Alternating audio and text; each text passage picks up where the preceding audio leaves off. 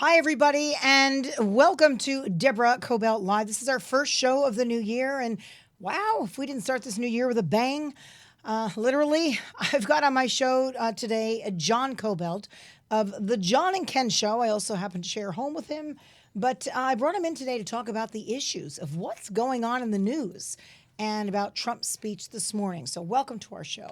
It's good to be here. Thanks. I just saw you an hour ago. I know. It's thanks good for to see you again. Thanks for getting me the cough drops. So I appreciate it. Yeah, emergency run. Emergency run. Okay. Let's talk about Donald Trump's speech to the world today about what's going on in Iran. I thought it was perfect, his speech, because he laid out that these guys took too many liberties.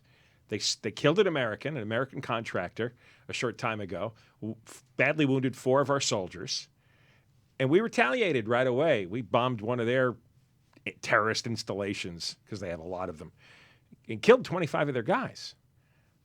They then re-retaliated and stormed our embassy. Now, if you remember during the Obama administration what happened at Benghazi, right? Killed a U.S. ambassador. You remember what happened 40 years ago in Iran with the hostages that were taken. Trump's not going to allow any of that to happen. And so he fired a missile and killed their top terrorist leader. That's exactly what you ought to do. Military leader, but he was in charge of creating terrorism cells in countries all over the Middle East. Right. Right. Now, go ahead. I'm sorry. No, right. So it's the back and forth here. And Iran, what did they do? They sent 12 missiles. Every one of them missed their targets. And the New York Post, I was just showing you, has a photo of one of the missiles, and it looks like something little kids might shoot off in their backyard. Well, that was almost like, okay, go ahead, look good, retaliate for a second. I mean, come on. It was entirely for the home audience, because I was watching. They have a FARS. It's a Farsi news channel based out of Tehran. Right. The home team was watching all these planes taking off, carrying missiles to kill the evil Americans. That's what people in Iran saw, because it's a state-run TV station. And I just read that they had a TV anchor in Iran claim that they killed 80 U.S. soldiers. Nobody in the attack. That's what they tell their people, that the attacks were successful. We killed 80 soldiers. Posturing, obviously. Right. So we went in there. We did the business that Donald Trump believes needed to be done, and presumably the world says needed to be done. Now what? What's going to happen? Well, they said they were going to stand down, that they didn't want to have a war with us, which is a smart move, because I don't think whatever military they have would last 2 weeks. Right. So let's face it, I'm hearing all over the news today. I mean, talk about timing. I mean, could he have done this, I don't know, a week ago? Could he have done this a couple of months from now? Timing. The impeachment. Wait, what impeachment? And, the 2020 race. This is going to make him look awfully good to his base, right? It should, but also was the right thing to do. Okay. History doesn't fall neatly into a time period. They've been talking about impeachment since the day he took office. This is true. So, I mean, any day that and by the way, it's been pretty quiet when it comes to wars. He has not started any new wars. We're down to 5,000 troops in Iraq. He didn't retaliate against Iran, even though they provoked us about a half a dozen times in the last year. He showed a lot of restraint. And to me, I remember when Obama took out bin Laden, everybody was happy. There was no partisan criticism here. You should be happy. They take out a terrorist. Planes going into the World Trade Center and in Pennsylvania, landing on the ground, and then in Washington. That's the thing. Most people don't know who Soleimani is, but he has killed hundreds of U.S. soldiers with the IEDs, the roadside bombs, and he's maimed hundreds of soldiers as well. There's a lot of guys who came back home. Should we be there for this to even be happening? Well, and by the way, this is not any of my views whatsoever. It's just I'm reading about it, so I have to go the other way. Should we even be there? I mean, perhaps in his mind, it's like, look, you're going to be here. This is what you're going to get. We have to be there to as limited an extent as possible. For decades, we were there because of the oil. We are close to being self-sufficient because we produce our own oil. For all the people who criticize fracking, fracking has made us almost energy independent, and we're probably going to cross the independence line within a couple of years. It's another conversation, but go ahead. But it's worked, and so we don't need their oil. Israel we are there to protect them, except they are much stronger now. And many of the countries have gotten used to Israel being there, and they're less crazy, with the exception of Iran. Iran, their government is very similar to the Nazis in Germany. They want to obliterate Israel and kill every Jew. That really is their outspoken, stated wish to do.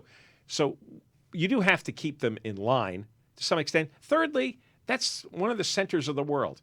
3 continents come together. You have major shipping lanes coming in, the Mediterranean, the canal. So you have to be in charge of keeping the peace as a deterrent. He asked for cooperation from the NATO nations. Is that going to happen? Well, it should, and if they don't, he ought to issue some kind of sanction against them. I mean, he's been good at getting them to contribute the money to NATO that they never did. A lot of what he does is enforcing the agreements that were made for years. The Bush-Obama era, and I tend to lump those 2 administrations together, was really weak internationally. They didn't force anybody to do anything. They didn't enforce the border. They didn't take care of the Iranians properly. They let all the European countries get away with not contributing to NATO. He's the first president we've had probably since Reagan who said, no, you agreed to this. We're protecting you. We're spending our money. We're risking our lives. Ante up. Join us. When are we going to be lifting, if ever, some of the sanctions imposed on Iran? When they stop bombing things, when they stop their terrorism. They are the biggest country in the world when it comes to financing terrorism. It's what they do. The people who run Iran are crazy. Such a complicated situation, though. You said they are the biggest in financing. Who knows where a lot of this money is coming from? We talk about this at home. It's layers deep. Very hard to figure out where the initial deposit was made. And then it goes to another country and another group. And One thing Trump pointed out, yes, and I'm sure it offended some people, is he pointed out that Obama made a deal with Iran. It involved their nuclear program, and he unfroze billions of dollars in assets that we had all blocked up in the United States. It was an agreement. It was an agreement, right. But it gave Iran billions of dollars to work with. Some say 50 billion, some say 150 billion. These were liquid assets. Well, what do you think they did with all these liquid assets? They turned them into bombs and missiles, and they financed the terrorism all over the place. But it was their money that he released. Yes, but originally theirs. We froze it as part of the sanctions. And one of the things you do with sanctions is you keep money from financing terrorism. That's what was successfully done. Obama undid it. And what's the first thing we're dealing with? First country we have to deal with in the Trump administration is Iran again. And what are they doing? They're committing terrorist acts all over the place. Why isn't there some kind of international agreement where they can oversee where these kinds of monies go? Well, I mean, we do have a big coalition that signed on to the deal. I mean, Obama wasn't the only one. They said, okay, let's make friends with Iran, unfreeze their assets. But Iran, they're a bunch of liars and cheaters, the government. That's what they are. You never do business with them. You should never do business as long as they have this Islamic theocracy running things. All right, let's move forward for a moment. And the phenomenal timing of all this and the 2020 election. A little prediction on who's going to win the election. First of all right, let me back it up. The Democrats, they seem to be all over the place. I mean, everybody likes Bloomberg's commercials. Okay, who is Bloomberg? All of a sudden, these great commercials are coming. I mean, I know who he is from New York, but suddenly he is surfacing with his they're actually very good commercials. And then you've got Bernie that's still out there. And then you've got Mayor Pete, Biden, of course. And Warren. I mean, come on. It's the same names. Is anybody going to rise to the top so we can finally just battle it out with Trump and the top Democrats? Somebody has to win, but none of them are any good. This is what I'm saying. Well, I'm not going to say any good. Well, they're not. No, none of them are popular. Right. Or even Biden doesn't even have 30% of the vote. They're not popular. None of them are charismatic. They're all boring. And none of their campaigns are rocketing anywhere, and none of them have an issue that really grabbed people. Other than, hey, if you hate Trump, you could vote for me. Right. Well, it's not going to happen now because I think a lot of people are rallying behind what he did, shows strength. Although I'm a little suspect because remember what he said when Obama was running and goes, you watch, he's going to start a war. Whether it was justified, not justified. I'm just saying the timing is a little suspect to me. Well, the Iranians did what they did. If they didn't do it, we wouldn't have fired back. All right, let's go to state and local politics. Let's get off this stuff. The homeless crisis is only getting worse in California, getting worse in our area in Los Angeles. It's troubling. There's severe mental health issues. And as you can see, it's all over the country. New York, the people thought, oh, everything's going fine. Not really. As you said yourself, it's going back to the Dinkins era. What is going on? It's everywhere. The leaders, the people we elected to run things, are terrible at their job. They're just bad at it, and they don't care. Well, they have this weird philosophy of enabling and engaging very bad, uncivilized behavior. So now you have 60,000 people lying in the streets just in Los Angeles County. We've tried it your way. Look at the result. Look, there's been an influx of certain types of drugs that weren't even there even 5 years ago, not to this extent. So we need to get a handle on it. What needs to be done, and where does the money come from? The only thing that would work, and eventually they're going to do it, the only thing that works is you arrest somebody for any kind of infraction, right? They're using drugs in the street, they've dropped their pants, whatever. You arrest them and you give them a choice. You're going to sit in jail until you agree to go to a mental health clinic or drug or alcohol rehab. That's the only choice. Money? Where does this come from? We got the highest taxes in the nation by far. Did we not There's plenty of money. They have a $26 billion surplus in Sacramento. They have the money.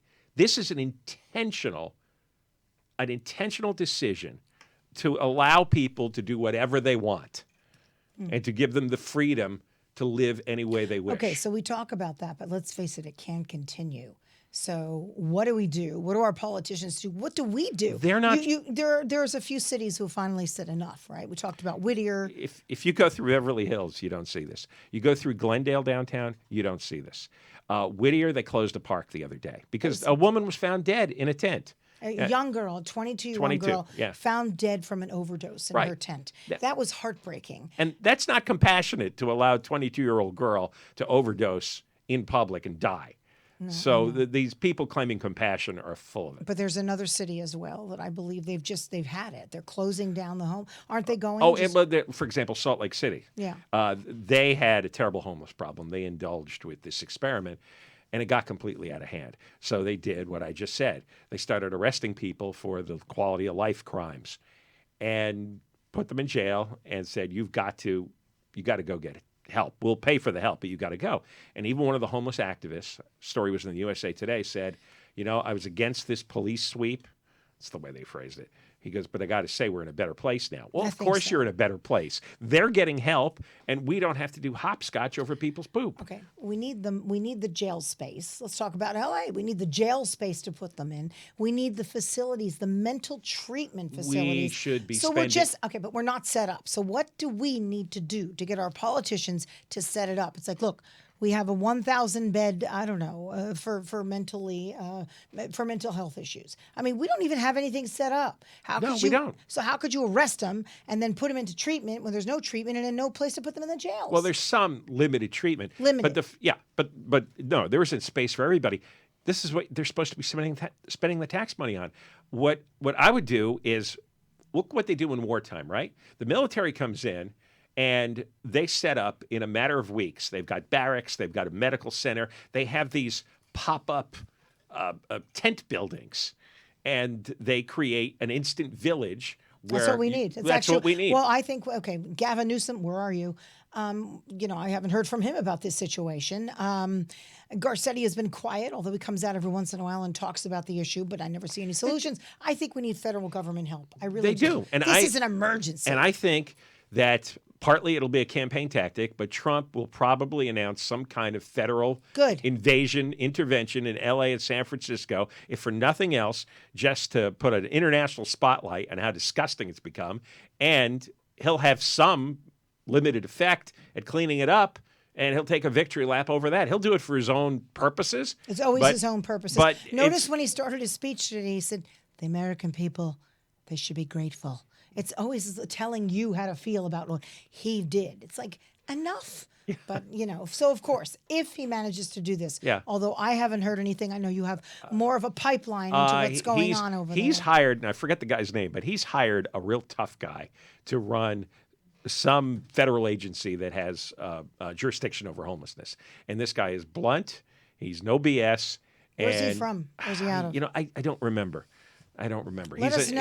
He's an under the radar guy, but he has been talking publicly to say that the way California is handling this thing is completely wrong. We're not going to put up with it. Okay, we'll take the federal help. I'll take it any which way we can get it. But it's an issue. It has my heart, but my heart can't do anything about it. And I'm seeing it grow and grow and grow in every neighborhood across Los Angeles and California, Northern California. Forget it. So I hope something happens. Anything else you'd like to add? No, they're having a huge cleanup today, though, in the valley, in the Sepulveda Basin. Why? Who's appearing? I don't know. Maybe Garcetti's feeling the heat from Trump and he's trying to get out ahead of it. But this is a gigantic. Hundreds of people were living. I'd like to know where they're going. That's what I'd like to know. Well, they found a lot of hazardous materials. Oh my God. A lot of stoves and butane lighters and propane tanks. They're resourceful. You got to give them that. There were 2 fires that we had this year in that region. So, maybe when you get a lot of public pressure and Trump looks like he's really going to come to town, Garcetti doesn't want to be embarrassed. Okay, let's hope not. Look what he could do over in Iran. Hopefully he could fix something here. This doesn't mean I support him because I really don't. But I'm just saying at this point, I'll take anything. If he keeps doing the right thing, you will eventually. I'll take anything from anyone. Just clean it up, please. So very quickly, anything else you'd like to announce about your own show? I know you're going right across the street over at iHeartRadio. 2 to 6, KFI AM 640, live on the iHeartRadio app, as you are. Good one. Yes, as I am as well. No, but any predictions? Anything that we should be following? I don't think you could predict the Democratic race. You really have a bunch of losers. What a year, though. Honestly, I was feeling so peaceful coming into 2020. I'm like, okay, like whatever's going to be. And then all of a sudden, boom, so you just never know what's ahead of you guys. Just do what you got to do. And, I think it's over with for now. Okay. Well, thank you very much for coming in, thank you Mr. for having Kobylt. me. I appreciate it. That's John Kobylt of the John and Ken Show on KFI and the iHeartRadio app from 2 to 6. I appreciate you joining us. And if you would, leave your comments on what are your predictions for 2020? What do you think about what Donald Trump has done? What do you think about your predictions about the election? Although I'll call it right now. It's gonna be 4 more years. Anyway, thanks for tuning in, and we will see you next time. Up next on our next show is Carrie Kasem. So stay tuned. Bye-bye.